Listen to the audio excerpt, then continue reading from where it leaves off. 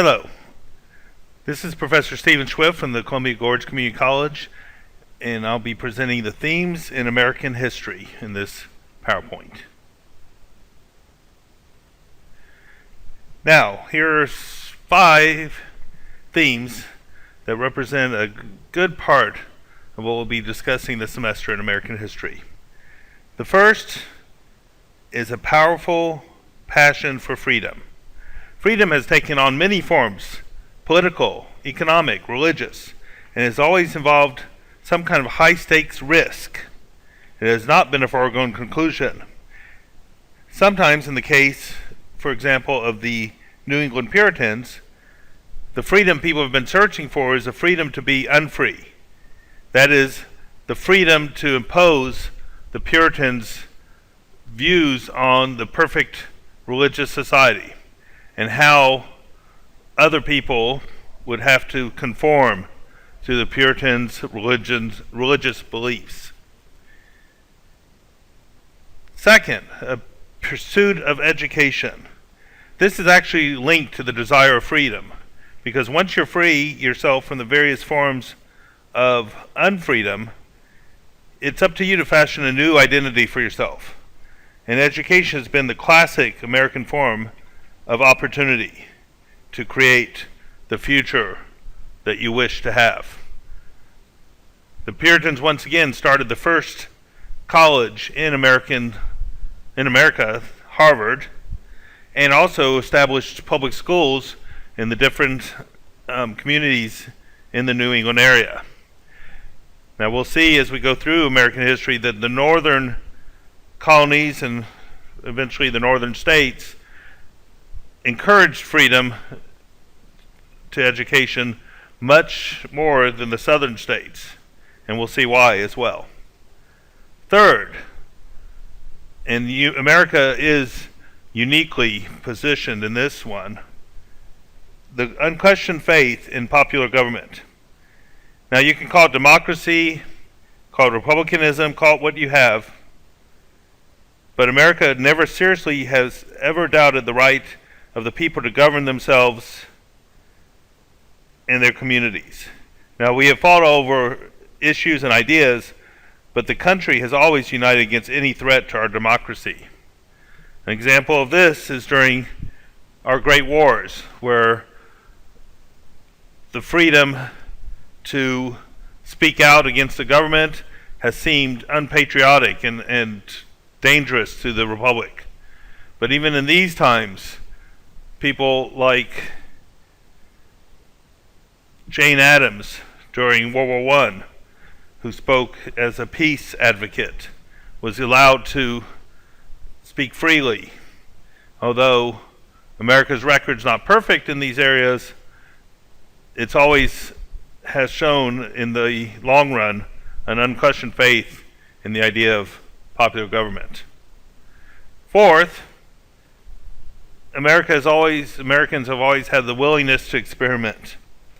Living in a new world, on a new continent, America has always shown a kind of forward-lookingness to adapt to special and new, untried ways of doing things, and often to accept the habits of new people. Now this has shown up as time has gone on with the waves of new and different immigrants. Now, often the immigrants are subject to some persecution, but over time, the ways of living, typified in food, social standards, have often been adopted by citizens that are not of that ethnic derivation and have accepted those different efforts. Finally, that America has always seen itself as exceptional and or exemplary society. And this last thing builds on the first 4. We believe that Americans have never existed, or the ideas of America have never existed before.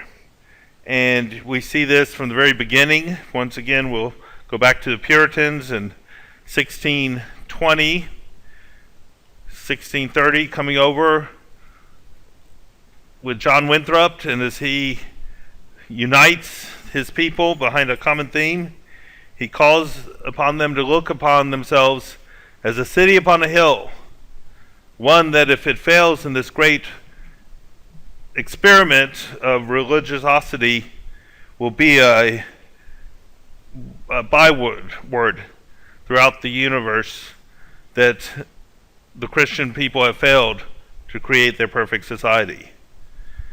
Now, Ronald Reagan in the 1980s took on this idea of exceptionalism with that same image of the city on the hill, this time an example throughout the world of democracy, of capitalism, and of the strength that America could share with the rest of the world. Now, freedom has always been an important part of the United States. And we see this in the United States Foundation of Freedoms. There are 5 current thoughts stemming from these areas. The Old Testament, and this is largely a sign of national freedom. And one example that Americans have always followed is the one of Moses leading the Jews to freedom from Egypt. And this is a story of the Exodus. And even African Americans, as they suffered under the toil of slavery, looked to the Bible and looked towards Judaism and Christianity to seek their freedom. Harriet Tubman, the conductor on the Underground Railroad, was called a Moses to her people because she led them north to freedom. And Christianity became adopted by many, if not most, of the African American slaves who, in their original country of Africa, were mostly Muslim, to express that if not in this world, but in another, that they would eventually achieve that universal goal of freedom. Now, from Greek and Rome, we derive 2 crucial features of America's idea of freedom: political freedom and natural law. In ancient Greece and Rome, political freedom was essential to one's duties as a citizen. Freedom to vote, freedom to serve in the army, and to hold office was a responsibility of every citizen. However, individual freedom was limited. Pericles, the great leader in ancient Greece, defended the right of individuals to live as they chose as long as they didn't harm others.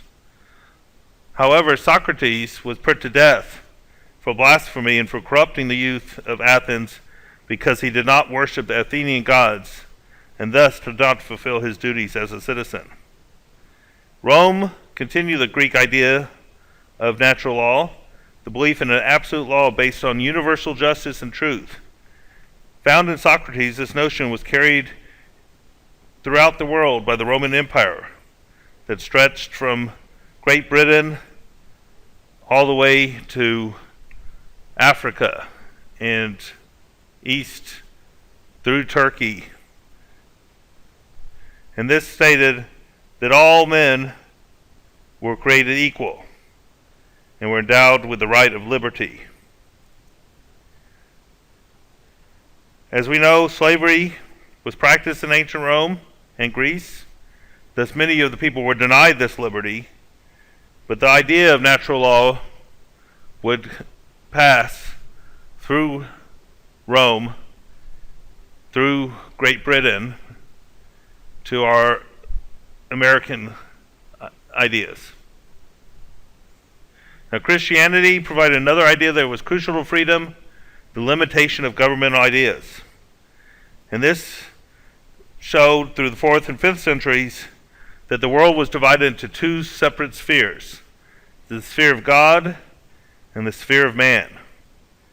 And of course, the Christians held that the sphere of God is superior. Early Christians asserted that people owed absolute obedience to their rulers, but that governments themselves were appointed by and owed obedience to God. Now, throughout the Middle Ages, the popes clashed with emperors and kings. Repeatedly, the pope triumphed because he possessed the keys to heaven and the ability to excommunicate rulers from the church. Even the most powerful Holy Roman Emperor, or the King of England, could be barred from the sacraments of God and thus salvation. From these clashes came the idea of limiting the powers of government. Christianity enriched the heritage of the United States through the transmission of natural law, through its continuation of the idea of God's choice, and through the proposition that government, just like individuals, come under the law of God. Protestant Christianity brought the idea of a chosen people elected by God to spread his word, and as with the Puritans who left England in search of religious freedom in the New World. This idea of individual choice, guided by God, led early Americans to assert that the king was violating their rights as British subjects. The fourth current of thought comes from Great Britain and the idea of a government of laws. And this concept of common law that is common to the realm, began on the hills of Runnymede in 1215 with the Magna Carta. Now, the Magna Carta was an agreement between King John and the lords and barons that their rights would be protected from the tyranny of a bad king. The Magna Carta was a beginning, certainly not the completion of an expansion of rights to all British citizens. And when British citizens moved to the New World and to form the 13 colonies of the United States, they certainly felt that they were entitled to these same British rights. Now, the American founders were convinced that the British Parliament could not violate their rights as Englishmen, including the rights to bear arms, meet in assemblies, choose their own magistrates, and have basic freedoms. They also felt the Parliament, like the king, was not above the law. Now, the Declaration of Independence, which we'll talk about in great length later in the course, brought together two currents of thought. Natural law, which declared all men are equal and endowed with certain rights, and common law, which held the government was instituted to secure the individual rights of the people. And that when people felt that their government no longer secured their rights, they had the right and the duty to overthrow that government and establish a new one.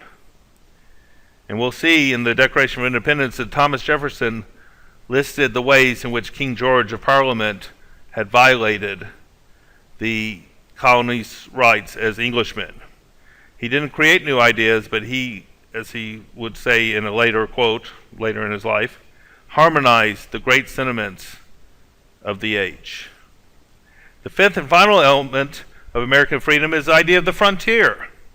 From Jamestown in 1607 through the 19th century, the American frontier meant freedom, equality, and the chance to start anew. In 1775, the year the Battle of Lexington was fought, Daniel Boone led the first group of settlers through the Cumberland Gap. The settlement they founded, which ultimately became part of Kentucky, was named Lexington after that battle. Some of the greatest leaders, including George Washington and Abraham Lincoln, were raised on the frontier. And the frontier gave people from the old world a new identity.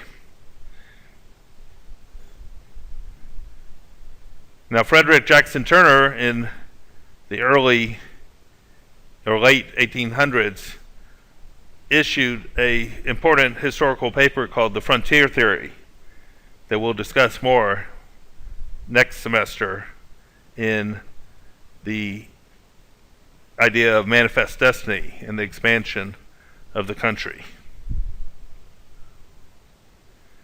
Finally, imperialism.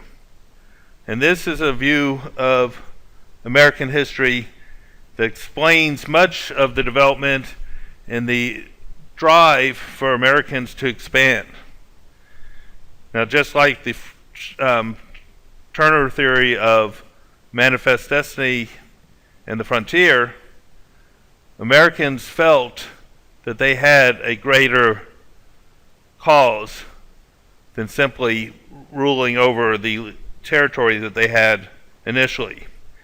And we'll see from the very beginning, Jamestown in Virginia, the Pilgrims and Puritans in New England, that land, the acquisition of land, was a great goal of our founding groups. And this will continue well into the 20th century. Thank you.